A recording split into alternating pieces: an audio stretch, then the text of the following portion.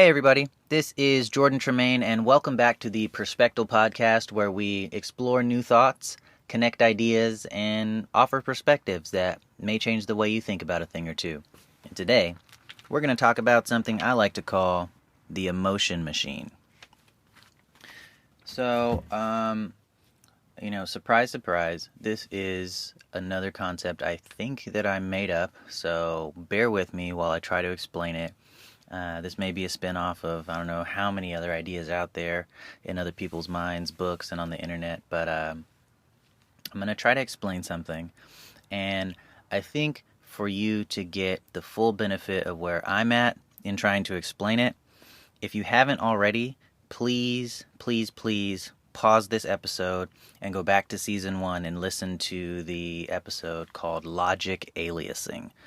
If you listen to that, I feel like you'll be coming into this and able to get a lot more out of it.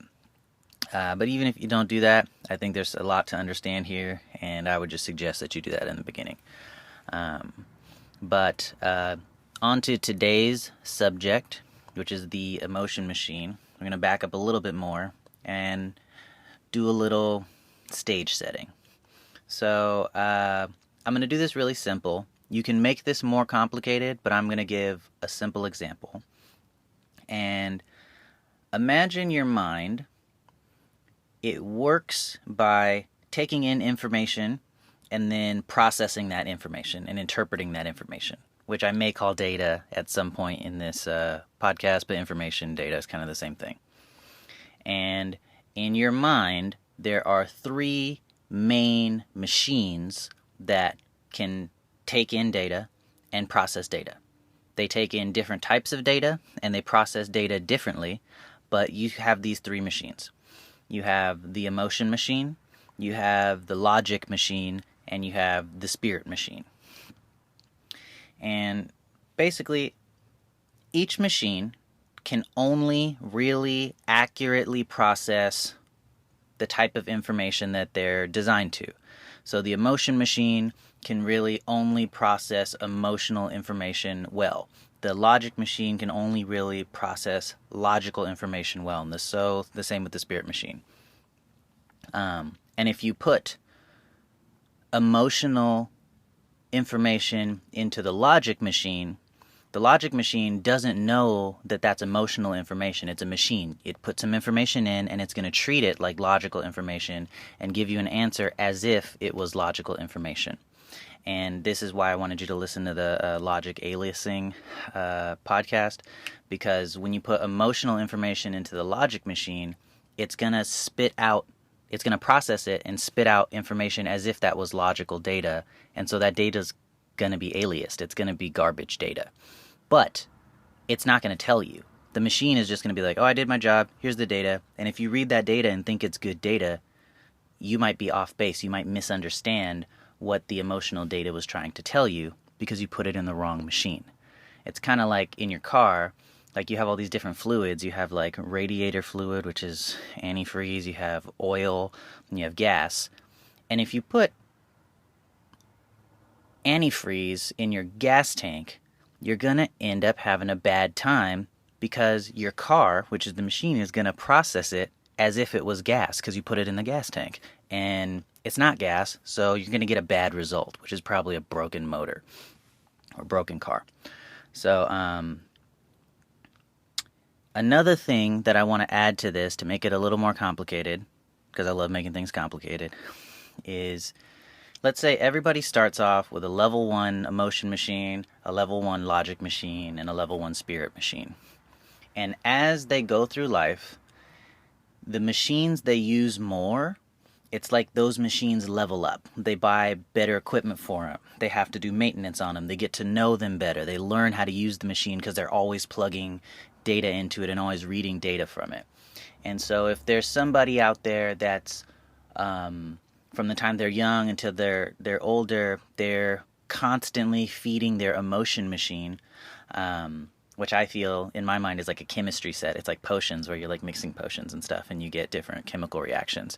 Then your chemistry set or your emotion machine gets really complicated. It gets really good at doing its job, and it sees all the different intricacies. It has like, high-powered magnifying glasses or whatever you use in chemistry to like really look at the details, and it can tell you a lot because you use that machine a lot. You've gained skill in that machine, and you've bought upgrades and all this stuff to make your machine really good. And the same with the logic machine. The logic machine, I feel, is more like a computer. Where as you use your logic machine more, maybe you download more software, maybe you get a better hard drive, maybe you learn how to type, and now you don't type with just your index fingers, you type with all 10 digits on your hands, and you're like bam, bam, bam, bam, bam, typing really fast. So you learn how to use the machine if you use it. But if you don't use it, then it's just some machine that never gets better, you never buy upgrades for it, and it just sits in the corner, and you may not even know you have it. So, that being said, I still want to stress that each machine only takes a certain type of data. So, like in this example, the emotion machine, it takes like potions or different chemicals and stuff like that. And the logic machine will take like CDs or flash drives and stuff like that. And I'm bringing this up. I'm going to say that I brought up the spiritual machine because I wanted to throw it in there to give you an example of another machine. Anybody's head can be filled with any number of machines. I just brought those three up, but I'm going to focus on the emotion machine and the logic machine today, so we're going to stop talking about the spirit machine. But, what was I going to say? In your life, as you go through and everybody has to, at some point, intake data. They have to see things, hear things, think things, feel things. As you go through life, you use your machines to process data and understand the world. And your mind, which is this room with different machines in it, if you are really, really into processing emotional data and you think emotionally and that's what you feel comfortable with and you really grow in that, then your emotion machine is like the main part of your mind. And I'm not saying any of this, I want to disclaimer, I'm not trying to call anybody stupid, and I don't think people are stupid because one machine is bigger than another machine or they neglected one machine or whatever. I'm saying people are different. This is what I'm trying to get across. I'm not trying to call anybody stupid. I'm saying that people think differently, and this exercise about the different machines in the head, I think, may help us understand each other and not get as frustrated or angry and be more patient and maybe help with the different ways we communicate. So I'm going to, now that I have kind of laid down the foundation work where any machine will take any type of data, it doesn't know what data you're putting in. You know what data you're putting in, and it's going to process it as if it's the correct type of data for that machine. The emotion machine, whatever kind of data you put in there, spiritual data, logical data, or emotional data, it's going to be like, oh, data? Well, I'm the emotion machine, so it's emotion, and it's going to process it like it's emotion. It's going to emotionally process it, and then output the output as if the data was emotional, regardless of if it's emotional or not. And if it was emotional, you'll probably get some reasonable data if you have a good machine. But if it's not emotional data, it's going to be garbage information. It's going to be information that's not true or that's misleading in certain ways because it was never designed to go through the emotion machine. It was designed to go through a different machine, like the logic machine. And so I want to, now that we have this groundwork, I want to set up this scenario, and I think this is, I think if you've lived long enough, you can relate to this. But imagine there's two people. Let's call them John and Jane. And John, throughout his life, he's a multi-logical person. He has been, he has emotions. I'm not saying he's a robot or anything, which is kind of funny in this example because the logic machine is more of a computer. He's not a total robot. He has feelings. He has emotions. But most of the information he deals with on a day-to-day basis is logical. The stuff he's interested in is logical. And that's just him. And, people are allowed to be interested in what they're interested in. And to a certain extent, like, whatever you're exposed to, whatever comes your way is kind of what you deal with. So sometimes you're kind of fed into a certain way of thinking just because of, who you were raised by, or the community you were in, or the beliefs that you were taught and stuff like that. So anyways, John, he's been working on his logic machine like hardcore. And it's got the latest processor, and it's like 4K screen on there. It's got the backlit LED keyboard, and he could throw logic in there, and you hear the logic machine like, and then it like spits out an answer. He reads the answer, and I'm like, bam, there you go. And it works out pretty well for John in most situations. And while John does have an emotion machine, it is nowhere near as powerful as his logic machine. And so he has both of these machines, but most of the time he prefers to use his logic machine if he can get away with it.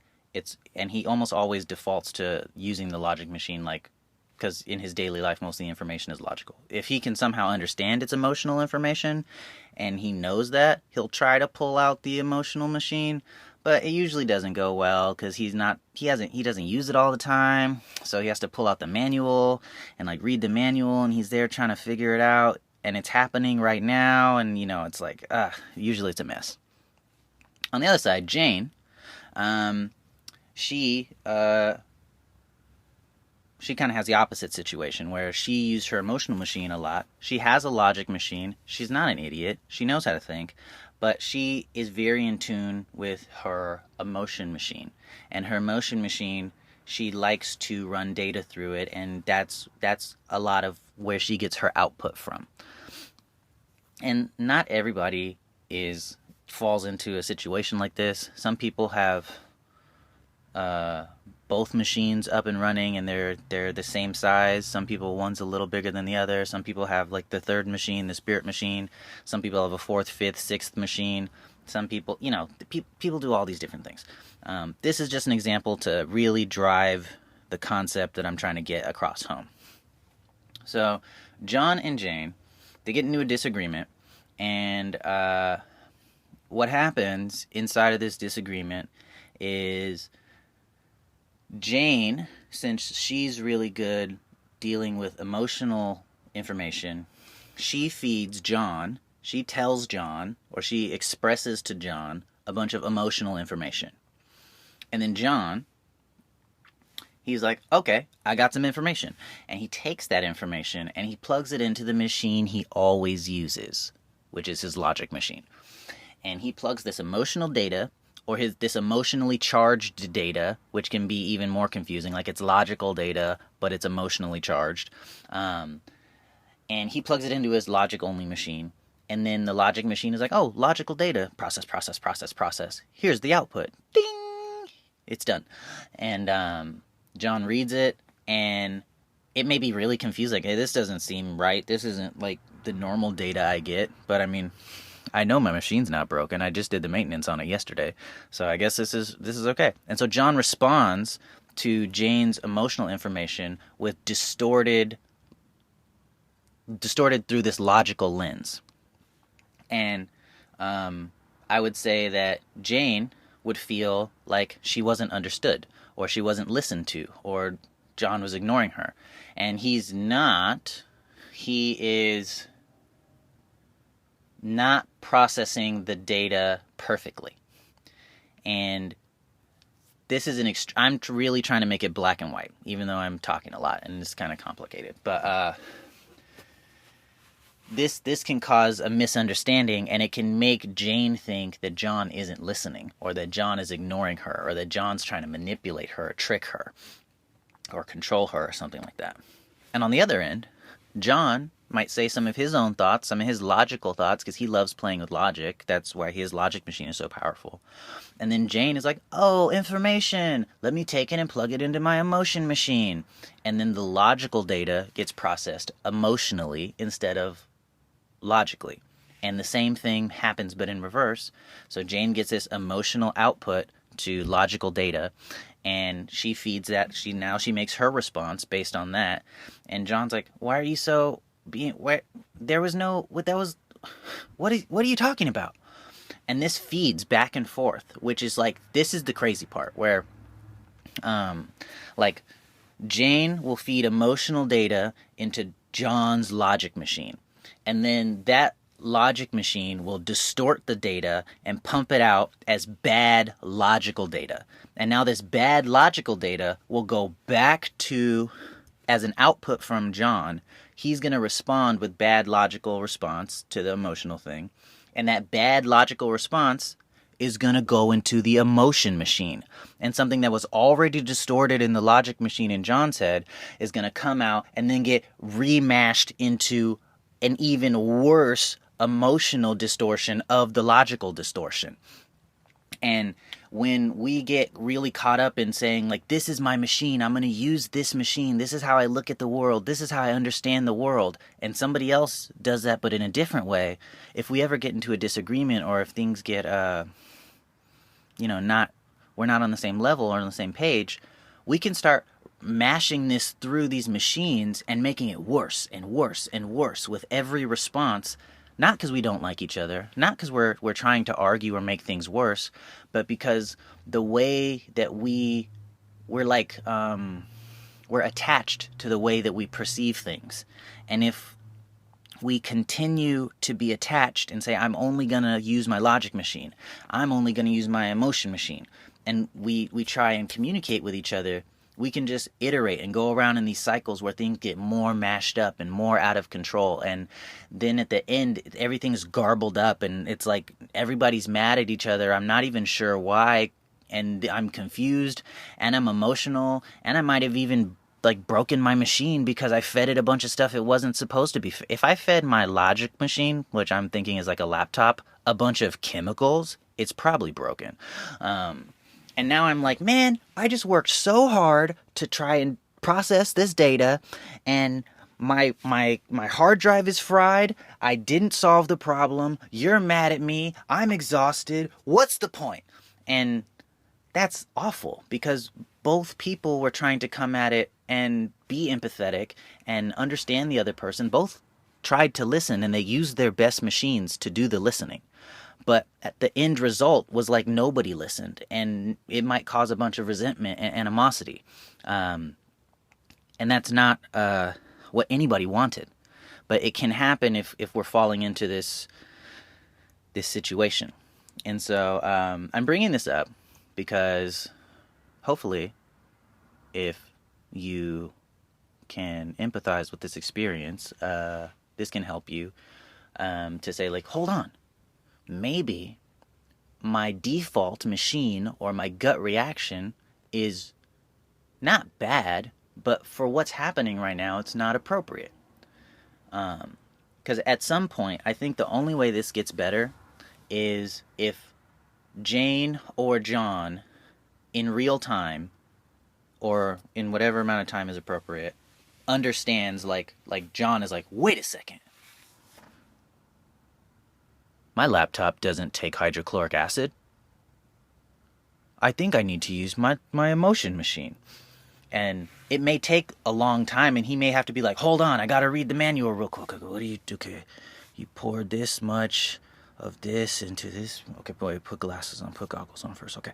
And, it may be difficult, and it may be stumbling because maybe John hasn't used his emotion machine in 10 years. Or maybe the last time he used his emotion machine, he mixed the wrong chemicals and it blew up in his face. So he's like kind of afraid to use it. But understanding that the information you're getting is of a certain type, and this is an analogy, so like take it with a grain of salt. But it may help you to interpret it a certain way, rather than saying, like, this is not the type of data I'm used to getting. This is not the type of data my friends give me. This is not the type of data my boss gives me. So I'm going to process it the way I normally do. And if it doesn't come out right, then you must be wrong. Like, maybe that person's wrong. That's always a possibility. But maybe the way we're looking at it, we're already set up to be suspicious of this information, or to not really know, to not be good at dealing with this type of information. It's not bad information necessarily, but the way it is, the format that the information is in may be something we're not used to. So I would encourage people, when they feel this, like, when I'm in this kind of situation, I feel like I came up with this because I've been in this situation. I feel this feeling like I'm not sure if this person is trying to control or manipulate me. There's this like odd like feeling like something is happening here that I'm not sure what it is. And I don't know if this is a common feeling between humans, and you can relate to this or not, but I get this like something fishy is going on here, something suspicious is going on here. I think if you get an intuition or a gut feeling, I'm not saying you're right or wrong, but I'm saying maybe, just maybe, rather than trying to force the situation into the way you want to deal with it, and like, but I mean like, put it in the machine you normally use, like take a step back and say like, okay, what kind of information am I receiving? Is this person my enemy? Is the person giving me this information and giving me this weird feeling, are they my enemy? Are they trying to hurt me? And if it's like, well, no, this person is like my significant other, or this person's my mom, or this person is someone who should care about me. Like, maybe they do care about you, but the way they're communicating is a way that you don't really understand too well. And that's nobody's fault, but you shouldn't hold that against people, and maybe giving them the benefit of the doubt and saying, okay, maybe where's the good in this? Like, I'm not going to assume this is negative, because even though my logic machine is saying, this is bad data, this is negative, this is awful. Like, maybe it's not. Maybe there's something here that I'm not getting. And to take a step back and maybe ask some questions, or take a break from the conversation and come back to it in a minute. And that extra second to give someone the benefit of the doubt, or to pull out the other machine and to read the user manual for the other thing, or maybe Jane has to pull out her computer, and it's like an old Macintosh Lisa computer, and she has to run an update on it, and since it runs on dial-up, it takes like 9 hours to get that update so that she can process the data from John. Maybe it's worth it, so that we don't end up in this cycle of like aliasing and producing all this garbage data and getting mad at each other. Maybe we just be frustrated for a minute and patient, and we, talk a little slower, we breathe, and, hash it out and communicate. I think communication is actually really difficult. Listening is actually really difficult. Talking to other people and allowing them to be themselves, like having someone say something you disagree with, having someone say something you don't like, is tough. Like, you want to fight them. You want to say like, no, la la la la la la la la la, I don't listen to you. I'm right. Everything about me is right. That doesn't agree with me, so that's wrong. But I mean, come on, like, we're not all right about everything.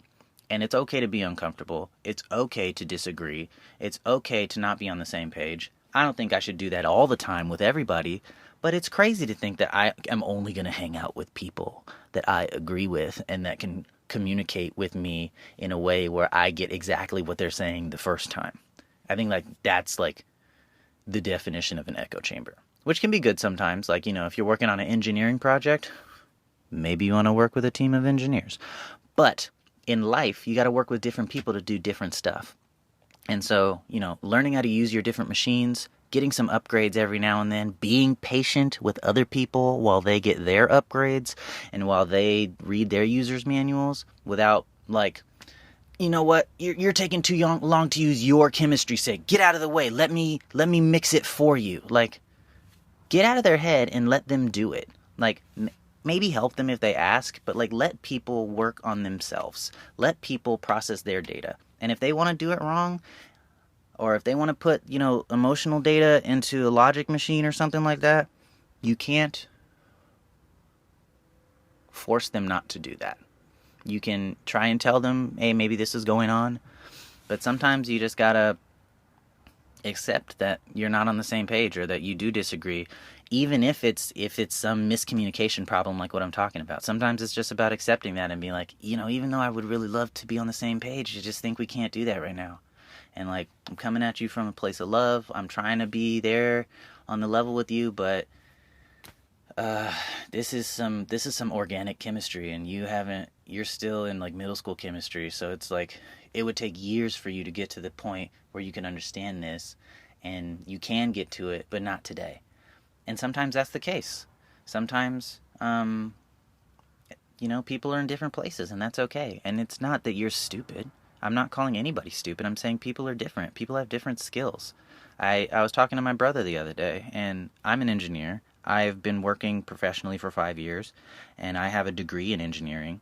And my brother's like a psychologist, or he has a degree in psychology, I think. And he like teaches English in foreign countries. And for him, he's a smart guy, and he knows a lot of stuff I don't know. But for him to like walk into the office I work at and like try and do my job for a day, he's totally unequipped for that. Not because he's stupid, just because he hasn't built his engineering machine, and he may need years to build his engineering machine, and he may not want to, so he'll never do that, and that's okay. And I can't hate him for that. But this is the example that I'm calling the emotion machine, and I hope it helps. One last thing, a little bonus that I'm probably going to do another podcast about in the future is when somebody gives you like emotional data. When Jane gives John emotional data and John processes it through his logic machine, what he's kind of doing is taking outside information, he's taking truth from outside, and he's kind of like forcing it into his perspective. And he's creating like this perverted version of the truth, or this aliased data, or this garbage emotional data that's been filtered with logic. It's being filtered through his comfort zone, which is logic, because that's what he's used to. That's the machine that he spent all his time and money on.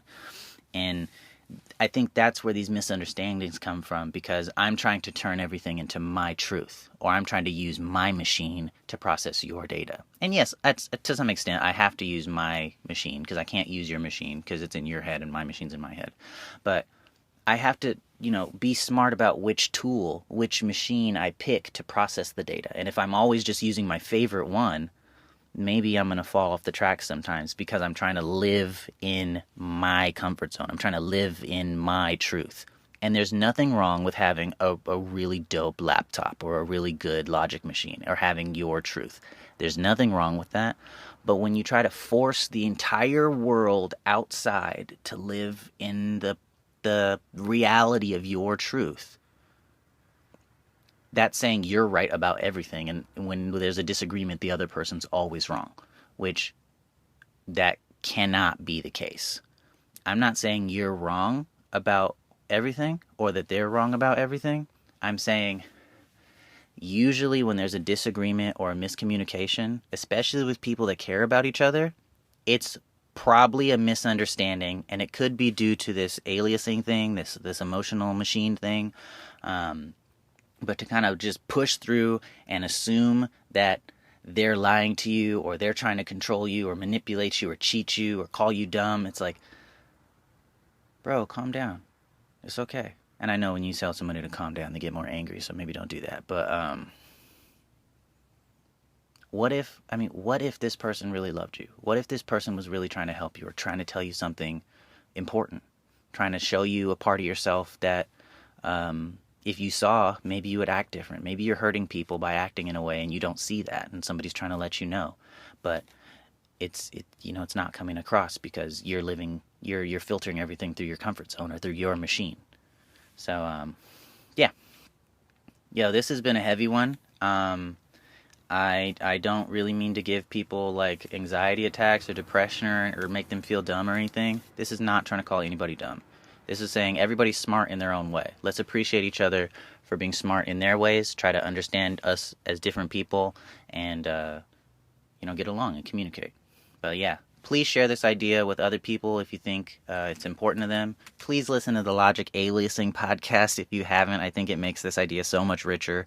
And yeah, maybe one day we can meet up and have a conversation about it. You can host a conversation about it. You can call up somebody. If you're having this problem, maybe get the other person to listen to this podcast. And then don't even talk about the problem. Just talk about this idea. Get this idea in their head. And then later when you're arguing, you'd be like, hey, I think you're using your emotion machine.